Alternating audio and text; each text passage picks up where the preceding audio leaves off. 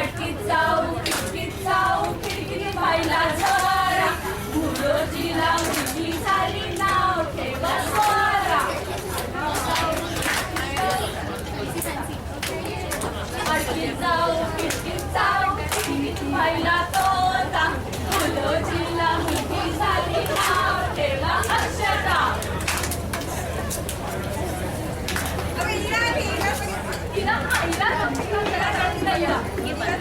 हिराचं झालं ना पण हिरा तुझं नाव घेणार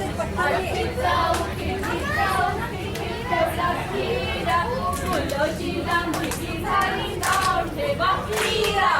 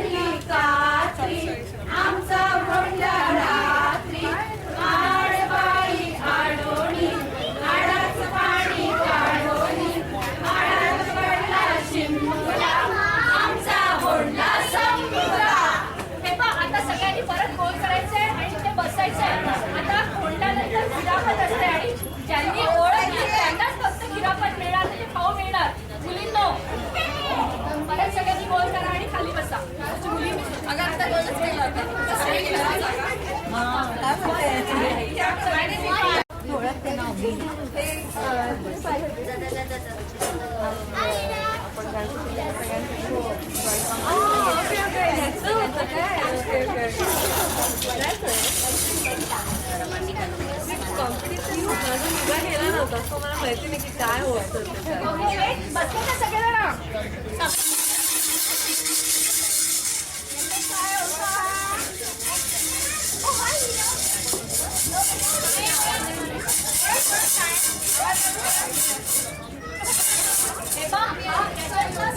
आवडणारा पियुषच्या आईने पण आणलेला आहे तर तिचा पण ओळखा ती वाजवून टाकते सगळ्यांना आणि तुम्हाला वास घ्यायचा वास घ्या अच्छा गोड की तिखट तुम्ही गोड की तिखट आंबट गोड आणि माझा पण गोड जेमच्या गोळ्या गोळ्या हा प्रकार बरोबर आहे पण जेमच्या गोळ्या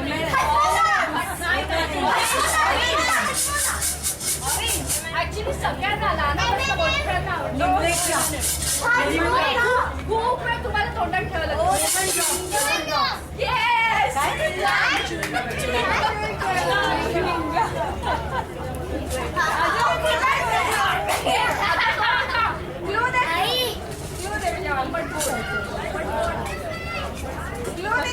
Hey, we want some biscuits. All off for you guys. I guessed it. I guessed it.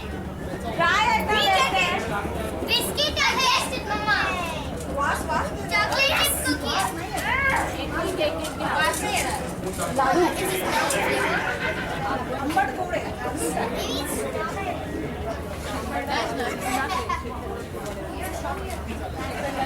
एवढी मोठी मोठे काहीतरी आहे मोठ्या मोठ्या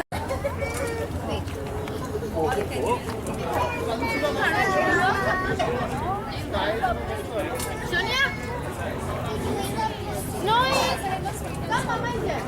You got this, you got something lemony.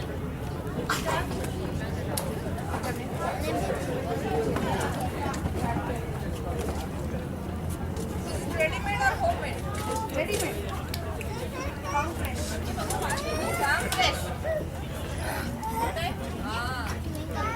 संतरी चेरीज ऑरेंज फ्रूट्स है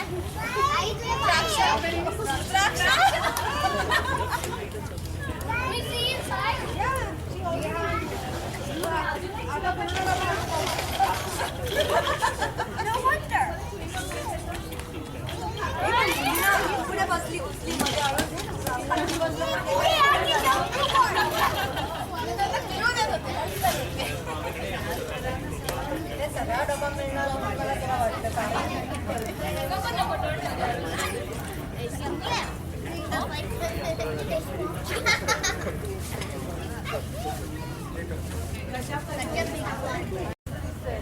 बर्फी. बर्फी. फक्त डबा उघडू नका आणि पुढे द्या.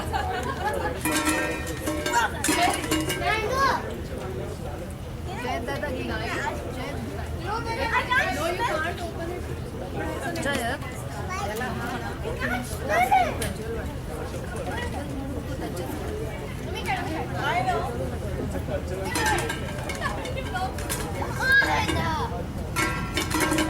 ओळख ना.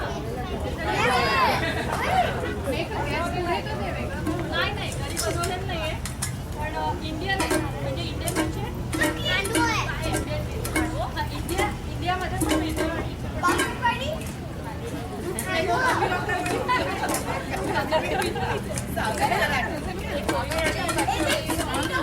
स्वीट आहे स्वीट बिस्किट आहे येस कसली चिक्की आता ओळखा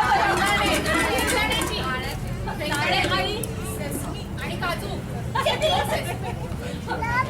ओपन करा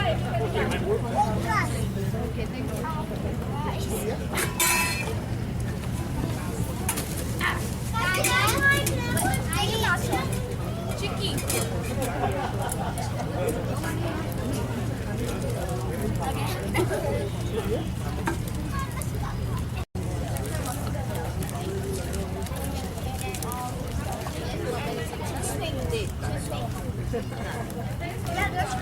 Hey, the big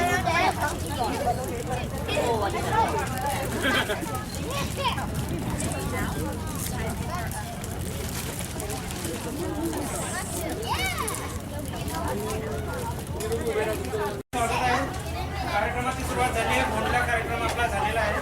आता यापुढे आपण उत्सवाच्या वेळी जी चित्रकला स्पर्धा घेतली होती लहान मुलांची त्याचा निकाल जाहीर करणार आहोत आणि त्यांना बक्षिसं देणार आहोत ज्या मुलांना बक्षीस मिळालं आहे. तर ते दीपाली आता त्यांची नावं अनाऊन्स करते. त्यानंतर आपल्याकडे यावेळी बरीच नवीन मंडळी आलेली आहेत त्यामुळे आपण त्यांचा ओळखीच करून घेण्याचा कार्यक्रम करून घेऊ. नवीन मंडळींची पण ओळख करून घेऊ काही जुन्या मंडळींची पण ओळख करून घेऊ म्हणजे नवीन मंडळींच्या जुन्या मंडळींची ओळख होईल. जुन्या मंडळांची नव्याने ओळख केली. नव्याने ओळख करून आता गणपती स्पर्धेला स्पर्धा घेतली. सगळ्या मुलांनी अतिशय छान चित्र काढले आणि खूप त्या चित्रामध्ये रंगून गेले. त्याच्यामुळे आपल्याला गाण्याचा पण कार्यक्रम खूप छान पद्धतीने ऐकता आला त्यांच्या आई वडिलांना म्हणजे आणि आपल्या चित्रकला स्पर्धेचं परीक्षक म्हणून आसावरी वाडेकर हिने काम बघितलं आणि ही सगळ्यांना बक्षीस देणार आहे. तर छोटा गट म्हणजे 7 वर्षापर्यंतचा गट होता तर त्याच्यामध्ये आपण आता भोंडेला जे हत्तीचं चित्र ठेवलं होतं तर ते चित्र आम्ही दिलं होतं. त्याच्यात पहिला नंबर मिळवला आहे तो अवनी पाटील हिने.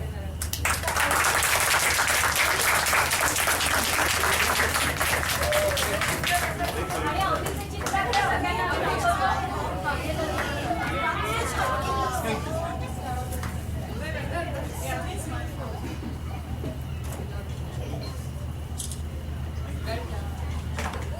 याच्यामध्ये दुसरा नंबर मिळवला आहे हिरा रत्नपारखीने.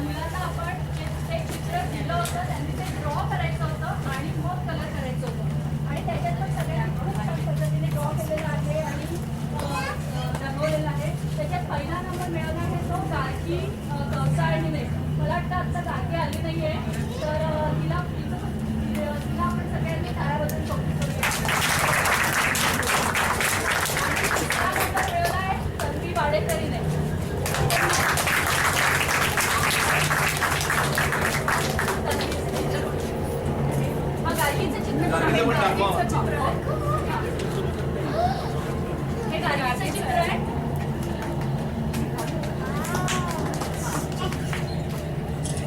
आणि हे तन्वीचं चित्र आहे. आता अजून मला एक सांगायचं आहे की तुम्हाला असं वाटलं असेल की आसावरी परीक्षक होती आणि तन्वीला बक्षीस मिळाली.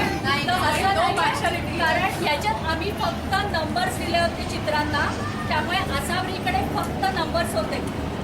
त्यामुळे जे बक्षीस मिळाले प्रॉपर लोकांना मिळाले.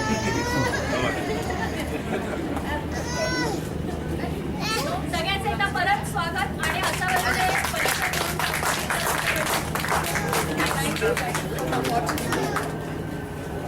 बरं. आता जे नवीन मंडळी आहेत त्यांनी जरा पुढे याल का सगळ्यांनी?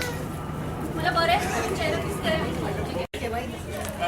रत्नाकर मतकरींनी 1960 पासून जवळजवळ 150 मराठी लोककथा लिहिलेल्या गूढकथा लिहिलेल्या आहेत. मराठी गूढकथा एक तर नारायण धारपांच्या आहे आणि एक रत्नाकर मतकरींच्या.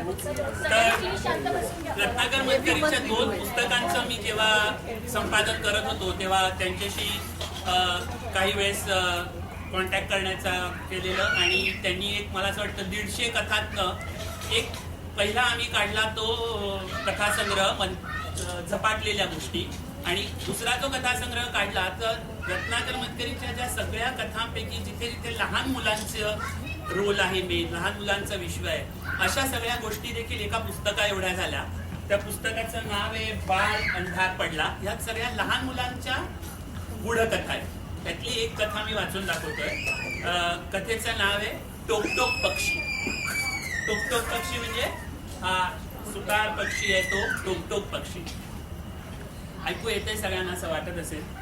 आपण कथा सुरू करूया वाचायला. टोकटोक पक्षी, Ratnakar Matkari. Hello, doctor Jaykar speaking. Doctor, मी जनार्दन बोलतोय. थोडं काम होतं पण फोनवर बोलता यायचं नाही. घरी कधी भेटाल? आज रात्री येतोस 10च्या सुमाराला? अरे त्याआधी मी येतच नाही दवाखान्यातून. ठीक आहे, येतो आज रात्री. बाकी सगळं ठीक? बेबी मजेत? तिच्याबद्दलच आहे, रात्री सांगतो. तशी ती आजारी वगैरे नाही पण असंच. ओके, मग ये रात्री. Thank you doctor. बेबीबद्दलच आहे, फोनवर सांगण्यासारखं नाही म्हणजे काय असेल? ओ गॉड, एवढी चिमुकली गोड पोरगी, जेमतेम 5 वर्षाची असेल. तिला काय झालं असेल एकाएकी? त्यातून आजारी नाही म्हणतो पण डॉक्टर कशाला? झालं तरी काय या पोरीला? आता तो डॉक्टरांकडे आलाय.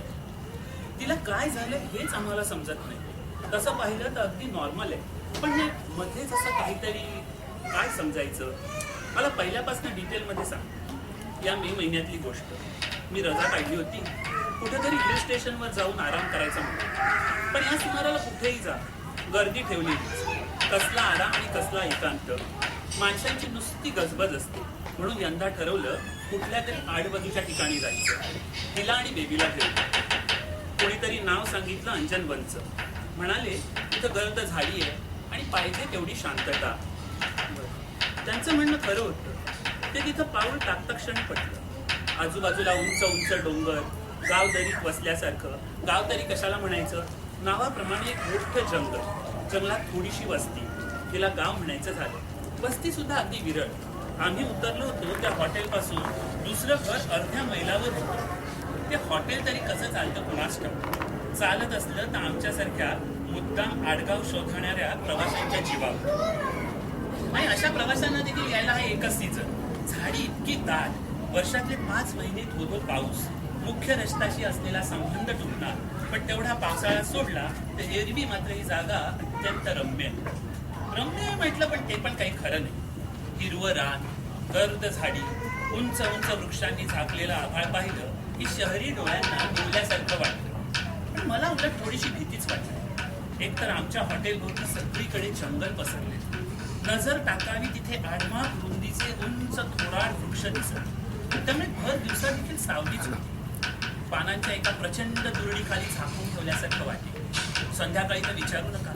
5:30ला काळोख पडायला लागायचा आणि ते रात्री राक्षसी सैन्य आपल्या भोवती टिहाळणी करतंय असं वाटून जीव दडपायचा. या सगळ्या गुदमरून सोडणाऱ्या वातावरणात भर टाकणारी आणखी एक गोष्ट म्हणजे सुतार पक्ष्यांचा आवाज.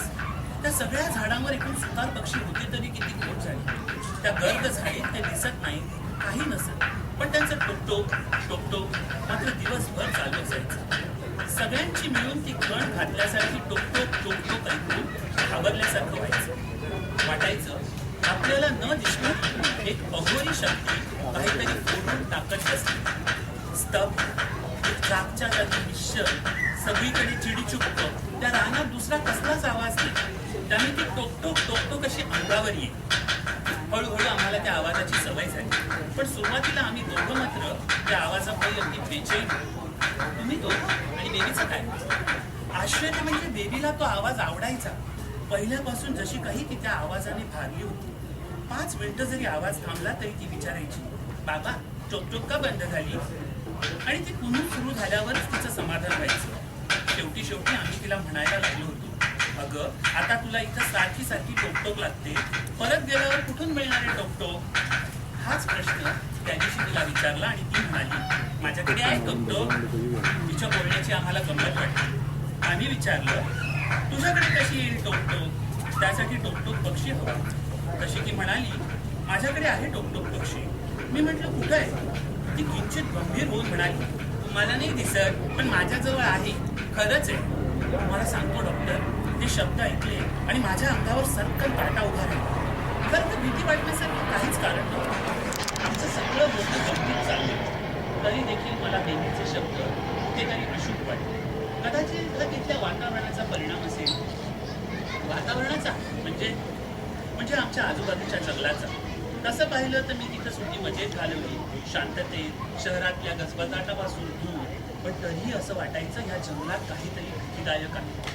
कदाचित असं असेल की निसर्गाचं असं लांब रुंद भव्य स्वरूप पाहायची, शुद्ध स्वरूप पाहायची आपल्याला सवयच राहिली नाही. त्यामुळे या झाडांच्या दुनियेची आम्हाला कदाचित भीती वाटत असेल. काही असेल, पण असं वाटायचं की या सगळ्यापासून आपण जेवढे दूर जाऊ तेवढं बरं. त्यातलं काहीही आपल्याबरोबर यायला नको. पण बेबीला मात्र ते सगळं आपलंसं वाटत होतं. लहान मूल निसर्गाच्या जवळ असतं म्हणतात, म्हणून ती वातावरणात रमली असेल. जो आवाज आम्हाला नकोसा वाटत होता तो ती बरोबर घेऊन जाऊ पाहत होती. परत आल्यावर आम्ही सगळं विसरून गेलो. ते भीती दाखवणारं जंगल, तो पक्ष्यांचा न थांबणारा आवाज आणि त्यावरचं बेबीचं बोलणं देखील. इथं आल्यावर आम्ही कुणीच अंजनवनच्या आठवणी काढल्या नाही, बेबीनं देखील. म्हणूनच नंतर एका दिवशी तिच्या वागण्याचं मला आश्चर्य वाटलं. ही काहीतरी काम करत होती, मी बाहेरच्या खोलीत वाचत बसलो होतो. समोरच बेबी ठोकळे मांडून खेळत होती. खेळता खेळता ती एकदम अपूर्व आनंद व्हावा तशी ओरडली, आला. मी दचकून विचारलं, कोण आला? टोकटोक पक्षी झाडामध्ये फिरायला गेला होता इतके दिवस, आता परत आला. म्हणजे बेबी अजून टोकटोक पक्षाला विसरली नव्हती तर. पण गेला काय, आलाय का, काही समजण्यासारखं नव्हतं म्हणा. 5 वर्षाची ती मुलगी, तिच्या बोलण्यात कसली संगती शोधायची? तू म्हणतो मला भूक लागलीये म्हणून परत आलो. बेबी म्हणाली, तुला समजते त्याची भाषा? हो, हळूच टोकटोक टोकटोक करून सांगतो. मी बेबीचं बोलणं गंमत सोडून दे. पण 4च दिवसांनी एक वाईट गोष्ट झाली. आम्ही एक पोपट पाळला होता. त्याच्या पिंजऱ्याचं दार बहुधा रात्री उघडं राहिलं असावं. सकाळी पाहिलं तर विठू मेलेला. बहुत करून शेजारच्या काळ्या बोक्याने त्याच्यावर हल्ला केला असा. पण एक थोडी विचित्र वाटण्यासारखी गोष्ट होती. बोक्यानं हल्ला केला असता तर सगळीकडे पिसं पडली असती, जागोजागी रक्त निघालं असतं. पण इथे तसं काहीही झालेलं नाही. इथं पोपटाच्या डोक्यात एक आरपार भोग पडलेलं होतं आणि तेवढ्याच जागेवर रक्तामासाचा चिखल झाला होता. शिवाय पिंजऱ्याचं दार उघडं राहिलं असावं असं म्हटलं तर ते काहीतरी स्पष्टीकरण द्यायचं म्हणून. दाराची कडी जशीच्या तशी लागलेली होती. आम्ही काळ्या बोक्याचं नाव घेतलं तेव्हा बेबी काहीच बोलली नाही. आश्चर्य म्हणजे विठू मेला म्हणून ती रडली सुद्धा नाही. दिवसभर गप्प होती. जशी काही मनातल्या मनात काहीतरी खोळवत होती, कसला तरी विचार करत होती. 5 वर्षाची मुलगी अशी गप्प बसून विचार करत राहिली तर पाहणाऱ्याला कसं वाटेल? संध्याकाळी जसं काही तिच्यानं राहावे ना, ती माझ्याजवळ आली आणि मला म्हणाली, बाबा तुला एक गंमत सांगू? ती मला अरेतुरे करते. आईपेक्षा मीच तिला अधिक जवळचं आहे. आमचं एकमेकांशी भलतं चांगलं पडतं. म्हणूनच बहुधा तिनं आपलं गुपित आईला न सांगता मला सांगायचं ठरवलं. कसली गंमत? विठूला तिने काळ्या बोक्यानं नाही मारलं, मग त्याला टोकटोक पक्ष्यानं मारलं. कुठे टोकटोक पक्षी? आता गेलाय झाडामध्ये फिरायला. त्याला भूक लागली होती, आता पोट भरलं तेव्हा गेला. मग मला दिसला नाही तो. कसा दिसेल? कोणालाच नाही दिसत तो. म्हणजे तो नाहीच. तू उगाच काहीतरी सांगतेस. मग तिला वाईट वाटू नये म्हणून मी विचारलं, माझी गंमत करतेस होय ना? नाही हो, तो खरंच आहे. तुम्हाला कसं कळत नाही? मी सांगितलं ना, तो आलाय माझ्या बरोबर म्हणून. दिसला नाही म्हणून काय झालं? त्याने चोचीने टोक टोक टोक टोक करून पडलेलं भोगतं दिसतं आपल्याला. कुठलं? मग आठवलं, पोपटाच्या इवल्याच्या डोक्यात पडलेलं भोग. मी शहाणी बेबीला विचारलं, यानंच ते पाडलं हे तुला काय माहित? आणि यावर तिने जे सांगितलं ते ऐकून डॉक्टर माझ्यावर वेट लागण्याची पाळी आली. काय सांगितलं तिने? ती म्हणाली, ऍक्च्युअली त्याचा मला उच्चार देखील करावासा वाटत नाहीये. असं काय करतोस जनार्दन, काय ते सगळं सांग. ती म्हणाली, टोकटोक म्हणाला मी पोपटाचं डोकं पोखरून खातो. मी नको म्हटलं तर म्हणाला, तू नको म्हणालीस तर मी तुझंच डोकं पोखरून तुझा मेंदू खाईन. खाल्लाही असता त्यानं, त्याला खूप भूक लागली होती असं म्हणाली ती. मग पुढे मला अर्थात विलक्षण धक्का बसला. पण मी तो न दाखवता सगळं हसण्यावारी नेण्याचा प्रयत्न केला. तरी माझा चेहरा उतरलाच असतो. कारण थोड्या वेळानं हिनं काय झालं म्हणून विचारलं. पण मला काही हिला सांगायचं धैर्य झालं नाही. यानंतर आणखी 2-3 महिने तरी बेबीनं टोकटोक पक्षाचं नाव काढलं नाही. ती त्याला विसरून गेली असं मला वाटतं. कारण तुम्हाला माहितीच आहे की मुलं एखाद्या वेळी काहीतरी डोक्यात घेतात, भराभरा वाढत असतात, त्यामुळे आधी डोक्यात घेतलेलं परत विसरून जातात. पण 2.5-3 महिन्यांनी एकदा बागेत मुलांची गर्दी जमलेली दिसली. मी जवळून जात होतो. सहज काय झालं म्हणून पाहिलं तर मुलं म्हणाली, काळा बोका मरून पडलाय.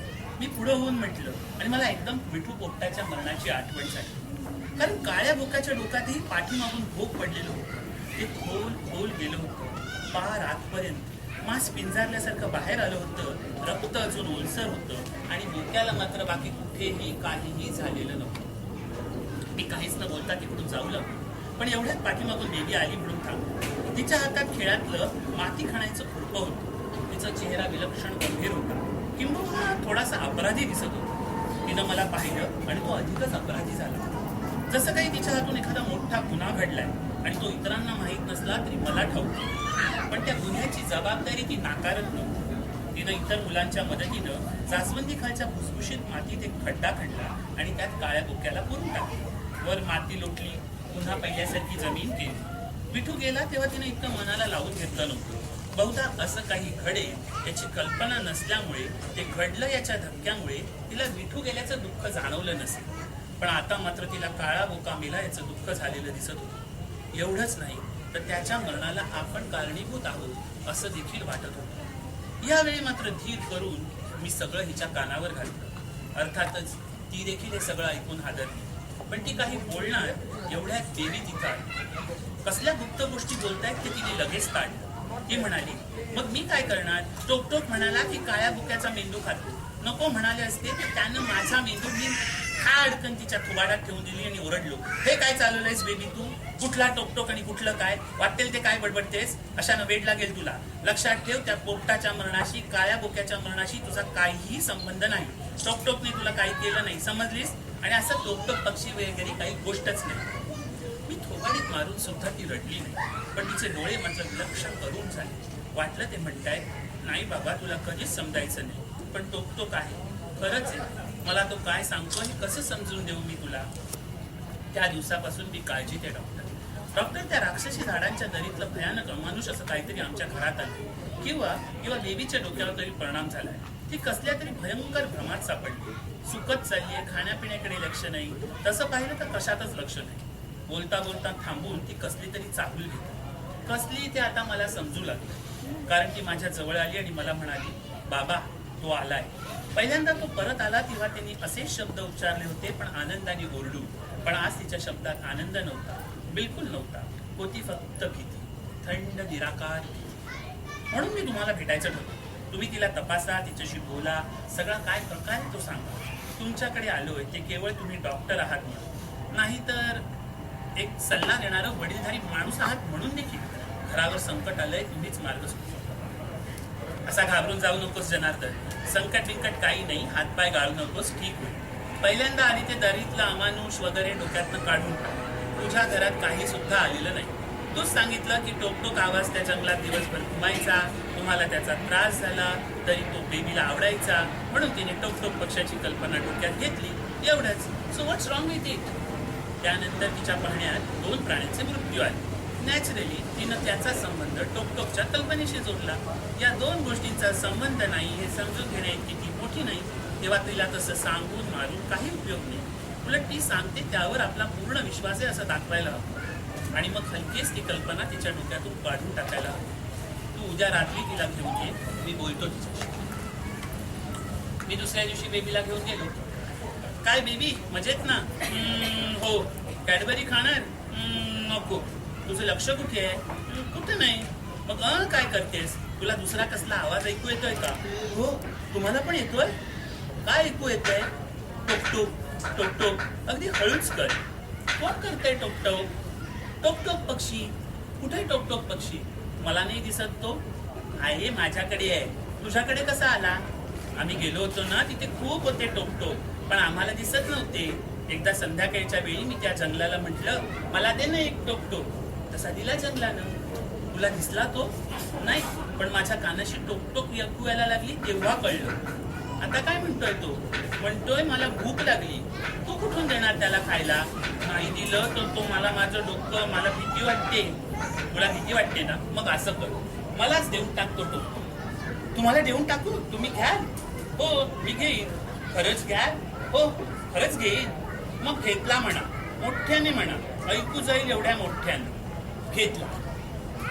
बाबा तो गेला. बघ आता ऐकू येते टोक. नाही आता कशी येईल? माझ्याकडे कुठे येतो? See what I mean Janardan. आता परफेक्टली नॉर्मल झाली ती.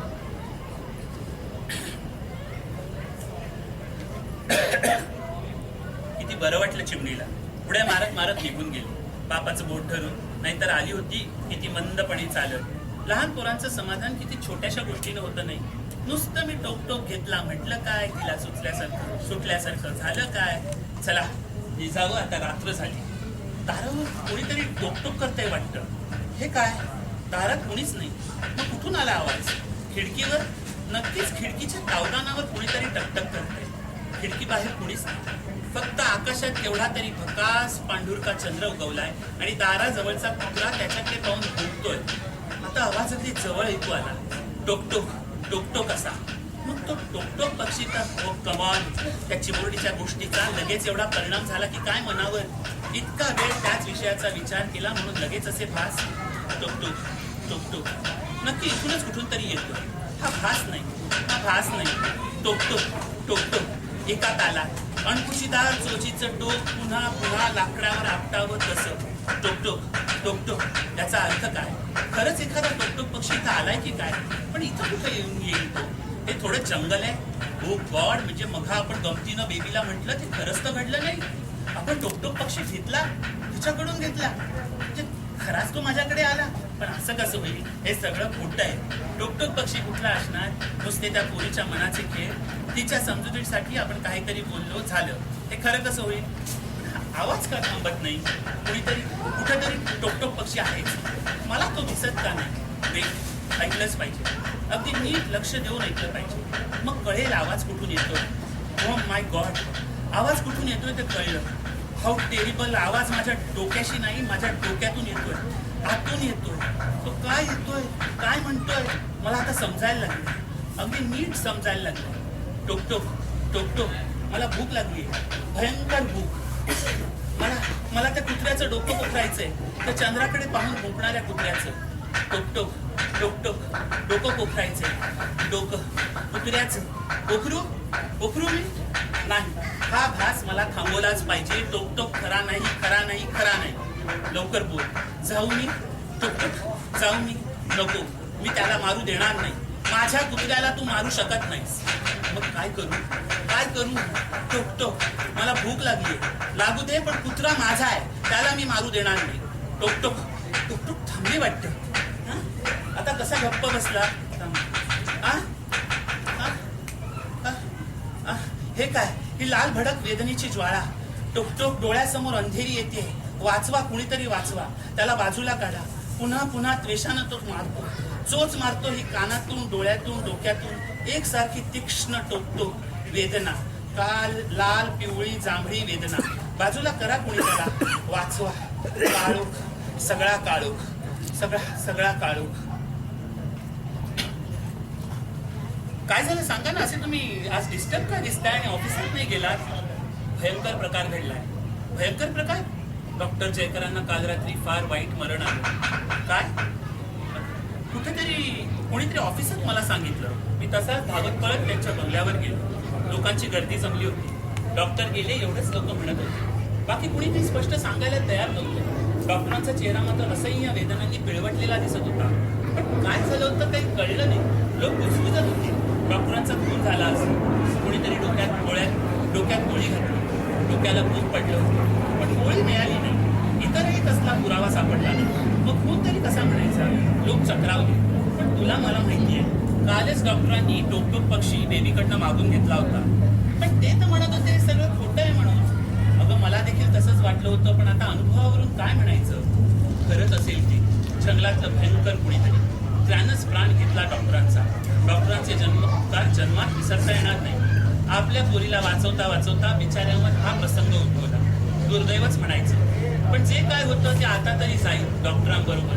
बेबी सुटेल त्यांच्यापासनं, त्या टोकटोक मोक्षापासनं. एवढीच अपेक्षा. 2 दिवसांनी काय झालं बेबी? धावतशी आलीस? घाबरायला काय झालं? काही नाही. मला सांग बेबी, काय झालं? परवा आपण टोकटोक पक्षी डॉक्टरांना दिला होता ना, तो आता परत आलाय माझ्याकडे. Oh my God. काय झालं बबडे? अहो उठा, बेबी बघा कशी करते. बेबी बाबा त्याला काढून ओढा ना. कसं करतोय बघा तो. मला तो माझा मेंदू. आई बाबा. पुढे फक्त किंकाळ्या मागून किंकाळ्या. हुंके. एकटी बेबी झगडतीये. अवघ्या 5 वर्षांची बेबी, पण ती एकटी झगडतीये. तिचे आई बाप आम्ही नुसते हताशपणे पाहतोय. बेबी असं काय करतेस? काही नाही बेबी, घाबरू नकोस, आम्ही आहोत. बेबी हातपाय झाडते. डोक्याचे केस उपटते. हवेत कुणाशी तरी झाडल्यासारखं करतेय. त्यानंच तिला काहीतरी होईल असं वाटतंय. गच्च पकडून ठेवलं तरी ती सबंध अंगाला हिसके देते. काहीच बोलू शकत नाहीये. नुसती किंकाळी फोडते आणि केस उपटते. 2-3 मिनिटात चालतं तिचा. दिव्याच्या प्रकाशात तिच्या केसात जिरणारा रक्ताचा ओघळ दिसतो. ही किंकाळी फोडून बेशुद्ध पडते. बेबीच्या किंकाळ्या थांबलेल्या. शुद्ध हरपून ती माझ्या मांडीवर डोकं टेकते. सगळी शक्ती एकवटून एकदाच पाहते आणि बेशुद्धीतच बाबा अशी ओठांची हालचाल करते आणि डोळे मिटून घेते कायमचे. आणि त्या क्षणी माझ्या लक्षात येतं, बेबीने न सांगताच टोकटोक पक्षानं यावेळेस कुणाचा मेंदू मागितला असेल. त्या क्षणी माझ्या लक्षात येतं, बेबीनं न सांगताच टोकटोक पक्षानं त्यावेळेस कुणाचा मेंदू मागितला असेल म्हणून. स्वतःचा बळी देऊन बेबीने कुणाला मरू दिलं नसेल. मी बेबीला गच्च मिठी मारून टाहो फोडतो. आत एवढी एकच आशा वाटत असते की तो टोकटोक पक्षी तिच्या बरोबर आला. तिच्या मरणानंतर तरी तो जंगलाकडे परत जाईल.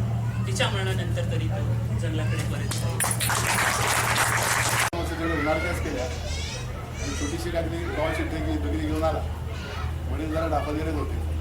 आल्यानंतर परत गावात खळबळ. गाव का लडका विलायत से वापस आया, गाव का लडका विलायत से वापस आया. परत आले. कोणी दृष्टी काढली, कोणी त्याला बापा घेतला, सगळं केलं. एक म्हातारा गेला आणि बापाला विचारलं की लडका विलायत ने क्या पास करके आया? बाप जरा दाखवलेलाच होता.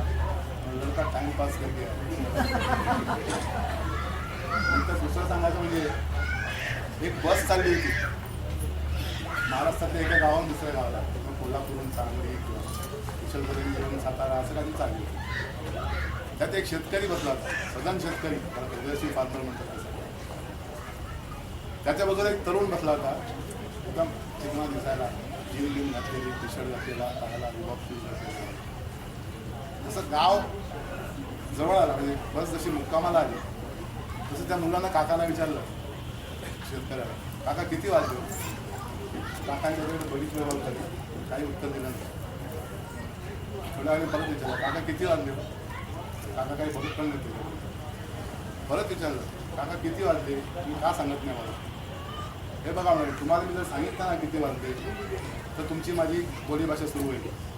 आता 5-10 मिनिटांनी गाव येईल. मग तुम्हाला मला सिरस्त्याप्रमाणे सांगावं लागेल, माझ्या घरी या. तुम्ही उद्या परवा घरी या. मला एक सुंदर मुलगी आहे, नक्की तिच्या प्रेमात पडा. काही दिवसांनी तिला मागणी घालायला या. आणि ज्या माणसाला हातात घड्याळ घालायची ऐपत नाही असा माणूस मला जावई म्हणून नको. म्हणून मी तुम्हाला सांगतो, एका कुटुंबात 3 सुना होत्या. कुटुंबात 3 सुना होत्या आणि सासूबाईने 3 सुनांना काम वाटून दिलं होतं. पहिलीने जेवण बनवायचं, दुसरीने जेवण वाढायचं आणि तिसरीने जेवण झाल्यानंतर ताट पाट्या साफ करून पडताळा ठेवून द्यायचं. 3 सुनामध्ये कॉम्पिटिशन सासूबाईला खुश करण्यासाठी. पण नेहमी 3री सून बाजी मारायची. जेवण व्हायच्या अगोदर ताटपिठा पुसून ठेवून द्यायच्या. नंतर 2 स्त्रिया, सुशिक्षित स्त्रिया एकदा आगगाडीच्या डब्यात लांबच्या प्रवासात भेटल्या. ओळख झाली, गप्पा सुरू झाल्या. गप्पा मारता मारता विषय आला ज्योतिषी. दोघींनी आपापले अनुभव सांगितले. आपल्याला भेटलेली ज्योतिषी, त्यांचा आलेला अनुभव. पहिलीचे अनुभव म्हणजे आपल्या 4 चौघासारखेच होते. पुढे मुलीला योग्य स्थळ मिळतच नव्हतं. ते अमुक ज्योतिषाने सांगितलं ते मिळालं. पुढे मुलाला ॲडमिशन मिळत नव्हतं, पुढे नवऱ्याला प्रमोशन मिळत नव्हतं. पण दुसरीचा अनुभव जर अफलातून होता. त्याच्यामुळे आमच्या बाबतीत ना एक ज्योतिषाचं भविष्य तंतोतंत खरं झालं. हो काय झालं, गेल्या वर्षी ह्याच वेळेला आम्ही महाबळेश्वरला गेलो होतो सगळी फॅमिली. तिथे एक ज्योतिषी भेटला. त्याने आमच्या बेबीचा हात बघून सांगितलं की ह्याच महाबळेश्वरच्या व्हिजिटमध्ये तुम्हाला एक यंग हँडसम गाडी घोडेवाला, गाडीवाला, बंगलेवाला, इंडस्ट्रियलिस्ट मुलगा भेटेल. तिच्या प्रेमात पडेल, लग्न होईल आणि वर्षभराच्या आत तिला जोडी मुलं होतील, एक मुलगा एक मुलगी. काय सांगू, गेल्या महिन्यातच बेबी बाळंतीण झाली आणि 2 मुलं झाली, मुलगा आणि मुलगी. हो म्हणजे 100% फरक झालं नाही. हो 100% फरक काय करणार. ज्योतिषी म्हणजे काय देव थोडाच आहे, माणूसच आहे. मग काय चुकलं काय. म्हणजे असं बघा, तो यंग माणूस तिथेच भेटला, प्रेम झालं आणि मुलं झाली. अजून लग्न व्हायचं बाकी आहे. आता बऱ्याच लोकांचं प्रॉस्पेक्ट्सवरती विषय असतो. एखादी नोकरी बदलताना, नोकरी घेताना तिथे प्रॉस्पेक्ट्स काय आहे, आपले प्रॉस्पेक्ट्स काय ते बघून ते नोकरी बदलतात किंवा दुसरी घेतात. तर हे प्रॉस्पेक्टचं प्रकरण कुठपर्यंत जाऊ शकतं, त्याचा एक छोटासा किस्सा आहे. 2 गाढव होते, लहानपणीचे मित्र, एकत्र बागडलेले, एकत्र गेले, पण व्यवसाय परत ते वेगवेगळ्या ठिकाणी गेले. बऱ्याच वर्षांनी भेटले. मग आमच्या नेहमीप्रमाणे काय करतो, त्यातला एक होता त्या गावचा, तो एका धोब्याकडे काम करत होता. म्हणजे त्याचं काम तसं काही जास्ती नव्हतं. सकाळी फक्त कपडे तेवढे आणायचे, संध्याकाळी घेऊन जायचे. दुसरा एका सर्कशीत काम करत होता आणि ते सर्कशीचं तंबू तिथे होतं त्यावेळेला. म्हणतो आला तो एकदम रोडावेला, कपलला जेव्हा खायला न मिळालेला असा होता. मग काय रे तुझं काय चाललंय ना, मी हॅपी आहे, माझं असं आहे, मालक माझ्यात फार प्रेम करतो, सकाळी फक्त यायचं, संध्याकाळी जायचं, व्यवस्थित खायला मिळतं. तुझं कसं आहे, मला बरोबर नाही. म्हणजे तुला माहिती आहे सर्कशी काय बरोबर चालत नाही. रात्री 1-1, 1:30 वाजेपर्यंत माझी कामं करायला लागतात, जेवायला मिळत नाही. तिथे आर्टिस्ट लोकांना जेवायला नाही तर मला तरी काय मिळणार. एकदम डब्याला आहे, कुठल्या क्षणी बंद होईल. मग माझ्याकडे येतोस का. आमच्या मालकाला आणखीन एक गाढव पाहिजे असं कालच तो सांगत होता. नाही म्हणा नको, काय नाही, आम्हाला इथे प्रॉस्पेक्ट्स सांगले. इथे प्रॉस्पेक्ट्स तर म्हणून होता कंपनी सतत बंद पडायला आहे. आता प्रॉस्पेक्ट्स कुठले नाही, नंतर सांगतो तुला, थोड्या दिवसांनी कळेल तुला. अरे पण सांग तर खरा, मग तुला सांगतो ना, दुसऱ्या कोणाला सांगतो. तर सर्कसीमध्ये म्हणजे ट्रॅफिकचा प्रोग्राम असतो.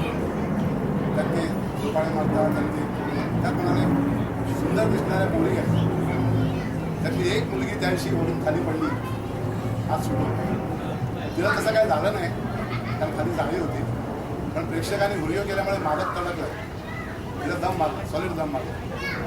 8 दिवसानंतर ती पोरगी परत पडली. परत तिला काय झालं नाही, मालक आणखीन तडकला. यावेळेला मालकाने तिला सगळ्या समक्ष दम दिलाय की पुन्हा पडलीस तर तुझं या गाढवाशी लग्न लावून दे.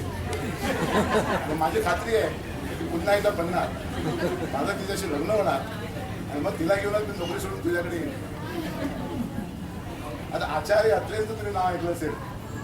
आपल्यापैकी कोणीच त्याला बहुतेक बघितलं असण्याची शक्यता नाही, कारण त्यांचं निधन झालं 1969 साली, 69मध्ये. पण आमच्या तरुणपणी आचार्य अत्रे म्हणजे एक मोठं व्यक्तिमत्व होते, तब्येतीने पण आणि विद्वान पण.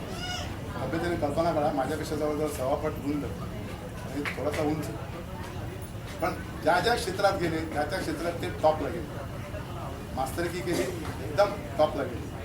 टेक्स्टबुक्स लिहिली, एकदम बऱ्यापैकी सगळं. नाटकात गेले, सिनेमात गेले, गोल्ड मेडल मिळालं, पत्रकार झाले, सगळं म्हणजे प्रत्येक क्षेत्रात त्यांनी टॉप मिळवलं.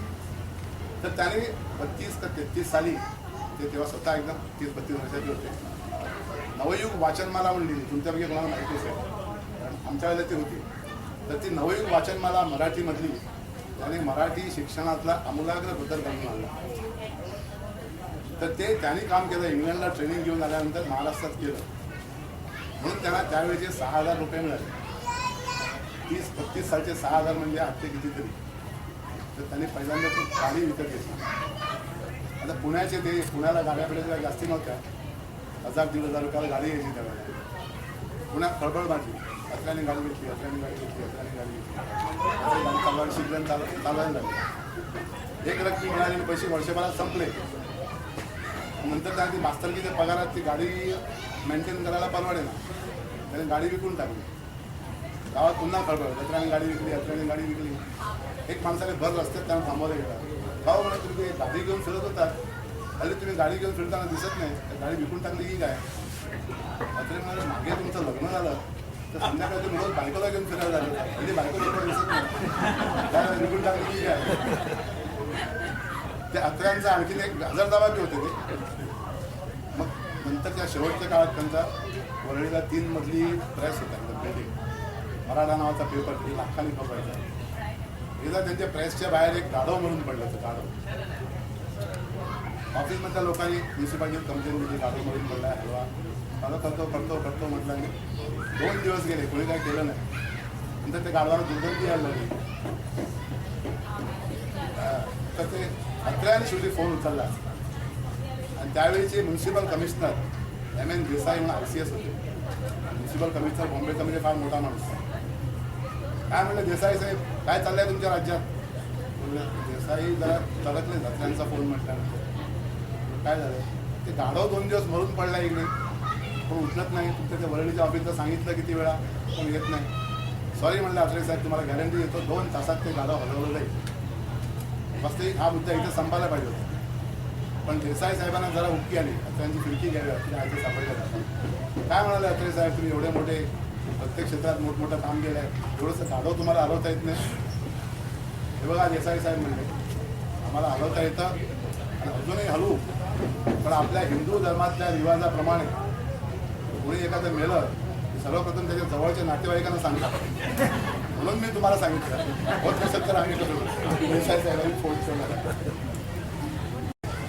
व्याख्यान द्या. आणि पुढे कसं काय व्हायचं, कशात इंटरेस्ट व्हायचा, ते बरंचसं आमच्या मास्तरावरती अवलंबून असतं. आमचे मास्तर कसले होते मला, इथं सायन्सचे मास्तर वर्गात येताना एक छानपैकी बेसन लाडू घेऊन आले. एकदम किसमिस वगैरे लावलेला असा, बदाम लावलेला बेसन लाडू. मुलं सगळे, मुलांनो हे काय? लाडू लाडू. वा, तुम्हाला काय वाटतंय? खावासं वाटतो? नाही, अजून पुढचं सांगा, अजून काय वाटतंय? आम्हाला पाहिजे. अजून काहीतरी सांगा, तुम्ही फार जवळ आलाय. हवा आम्हाला हवा. हेच म्हणाला. आता मी या लाडू खिशात ठेवतो आणि तुम्हाला हवा म्हणजे काय ते शिकवतो. हवेचे इन्ग्रेडियंट्स काय आहेत ते. आता असे मास्तर की आम्ही अभ्यासाकडे लक्ष देणार का त्या लाडवाकडे लक्ष देणार? समज पिरियड आमचा त्या लाडवाकडेच गेला. आता एक पु ल देशपांडेंचं एक छोटंच आहे, ते तसे हजारजवळ त्यांची पुष्कळ आहे. ते काही काळ प्राध्यापक होते मुंबईच्या कीर्ती कॉलेजमध्ये. आणि कोणाशी तरी एकदा नंतर वादावादी झाली, चांगली वादावादी. आणि त्या वादात तो समोरचा माणूस घडला. काय तुम्ही सगळे प्रोफेसर लोक मूर्ख आहात म्हणाले. मला जर एखादा मूर्ख मुलगा असताना तर मी त्याला नक्की प्रोफेसर केला असता. तर पुढं शांतपणे म्हणाले की तुमच्या वडिलांचं असं मत नव्हतं काय, म्हणून तुम्ही नाही झाला प्रोफेसर. तर मुलांची आणखीन एक गोष्ट म्हणजे हा कितपत खरा कितपत मला माहीत नाही घडलेला, पण त्यावेळेला म्हणजे आम्ही कॉलेजमध्ये असताना तो फार गाजला होता. ते त्यावेळेला इंग्लंडला गेले पहिल्यांदाच. त्यावेळेस सुद्धा ते इंग्लंडला जाणं म्हणजे फार अप्रूप. त्याचा मग ती प्रवास वर्णनं लिहायची. त्यांनी त्यातल्या त्यात जे प्रवास वर्णन लिहिलं, त्यांनी सगळा प्रवास वर्णन आता ट्रेंडच बदलून टाकला. अपूर्वाई म्हणून पुस्तक लिहिलं. ते आज 50-55 वर्षानंतरही एवढ्याच अभिनपणे वाचलं जातं. तर ते जाताना प्रवास त्यांचा बोटीतून होता. तर बोटीतमुळे एक असा प्रथा होती, एक टेबल, डायनिंग टेबल एक 10-12 पॅसेंजर्सना दिलेलं होतं. तर तिथेच बसून त्यांनी जेवायचं, सकाळचा चहा बसून ते रात्रीचं ठरले. उद्देश असा होता की त्यांची मैत्री व्हावी, फ्रेंडशिप व्हावी, एकत्र एकोपा व्हावा. तर पुलंच्या ग्रुपमध्ये एक फ्रेंच माणूस होता, त्याला इंग्लिश काही कळत नव्हती आणि यांना फ्रेंचचा अवकाश येत नव्हता. पहिल्याच दिवशी हे गेले तर त्या माणसाने त्यांच्याकडे पाहून म्हणे जेवायच्या टेबलावरती बुवा अपेटीज म्हणा.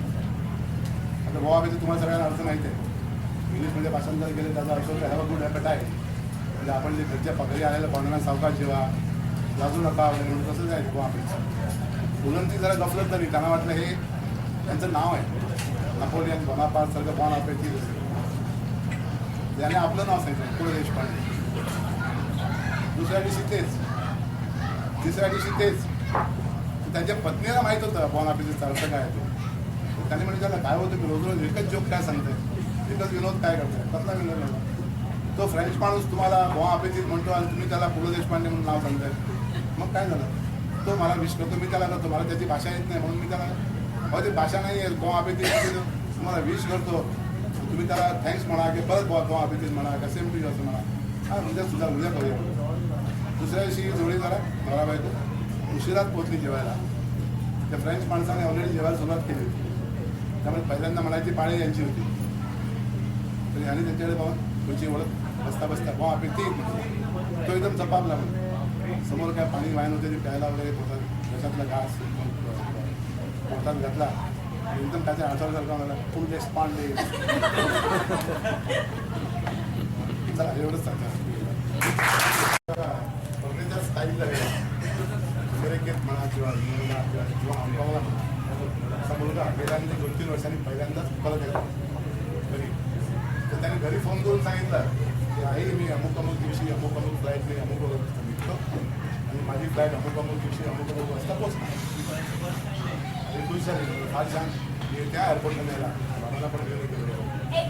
सगळ्यावेळी विमान झालं, तरुण आला, सगळे सोबतकार आटोपले, indication custom duty free shop मला घेतलो, मेस्कीच्या बाटल्या घेतल्या, सुगेल घ्यायची. एअरपोर्टच्या बाहेर आला, गर्दी भरपूर होती पण आई बाबा कुठे दिसत नाही. तो बघतच होता. तेवढ्यात एक तरुण, एक 25ची एक मुलगी, यंग बाई, 25 कडेवर एक मूल होतं. धावत जाऊन एकदम तरतरी त्याच्याजवळ एकदम त्याला काय बाळ कसं आहे आजार बरं आहे बाळाला तुम्ही काय मला ओळखलं नाही, मी आई म्हणालो. तो जपाबला एकदम आई एवढी यंग. 3 वर्षापूर्वी जाताना म्हणाला आईचा 50वा वाढदिवस मोठा दणकत साजरा केला नाही. आज आई एकदम पैशाची दिसते. पण हे काय तुझं काय काय काय झालं, 2 दिवसाकडे तू घरी आला होता. त्याच्याकडे काय गोळ्या होत्या, तरुण व्हायच्या. एक गोळी घेतली की 25 वर्षांनी माणूस तरुण होतो. मी म्हटलं आता तू येणार त्याला थोडं तरुण दिसाय म्हणून ते घेतला घेतला. मी एक गोळी घेतली, बघ म्हणजे कशी लागली. हा मला छान दिसते, आता माझ्या बहिणीसारखीच दिसते. बाबा कुठे आहे, बाबा आले की हे बघ म्हणजे बाबा कुठे काय झालं, हे काय म्हणा बाबाचं काय तुला माहिती आहे ना, बाबांचा स्वभाव कोणाचा ऐकणार म्हणून नाही, आपलं तेच करणार. नको नको म्हणताना 3 गोळ्या घेतल्या.